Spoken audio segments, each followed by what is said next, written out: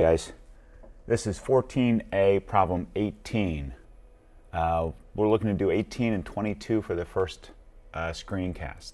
So for each of the following gas phase reactions, write the rate expression for the appearance of each product and disappearance of each reactant. So I'm going to do the reactants first because I see them first on the left-hand side. So take a look over here at 2HBr. So what I do with the 2, this is the key here, okay? If there is a coefficient, then first of all, because it's a reactant, it gets a minus sign. The 2 goes under 1 for 1/2, negative 1/2, and then I have the change in concentration of HBr like this over divided by the change in time.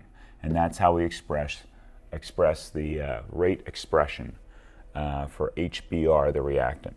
For the product of Br2, notice there's no negative. Notice because there's a 1 in front that there's no 1 over 1 because that would be just silly. And then I have for H2 the same thing, just like that. Okay, these all work exactly the same way. I'm going to see, we'll do one more example, and then for letter C, you're going to do that and show that to me in the problems. You're going to do all 3 of them, but I'm going to be looking to make sure you got letter C correct. Okay, so we got the negative 1/2 again because of this 2 here for SO2. So that's the change in concentration of SO2.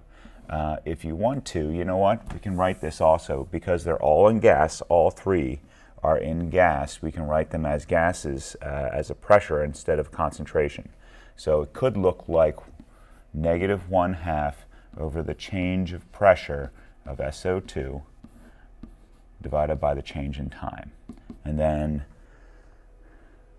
negative change in pressure of O2 divided by the change in time, and then the positive.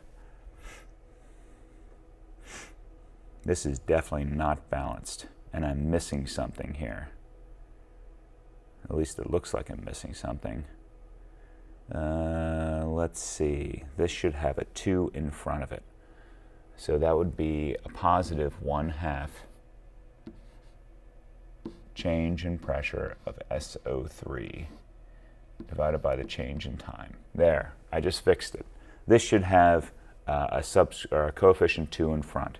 Now I want you to do letter C, okay? And make sure you include that in the problem set when you turn that in, because I'm going to be checking it. Take a look at number 22. For reaction A plus B yields C obeys the following rate law.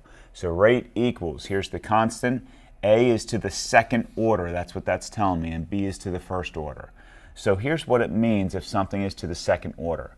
If the concentration of A is doubled and the rate order for A is 2, that means if I double the concentration, I quadruple the rate. So the rate is quadrupled. That's what that says, times 4 for the rate, okay? If I had a first order, if A would be first order, if A is first order, which it's not, and I double the concentration, then I would double the rate. But because A is second order, when I double the rate, double the concentration, that means I quadruple the rate. That's what second order means.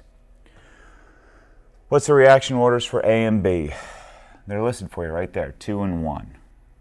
Okay? A is 2 and B is 1. You don't have to write the 1. What are the units for the rate constant? Okay, so I'm going to give myself a little bit more room to write. There we go. Perfect. So if this is my rate expression, equals K, A to the second, and B, that's a B, and B to the first, then here's what I'm going to do. I'm going to solve for the rate constant, and I solve for the rate constant by dividing both sides by this.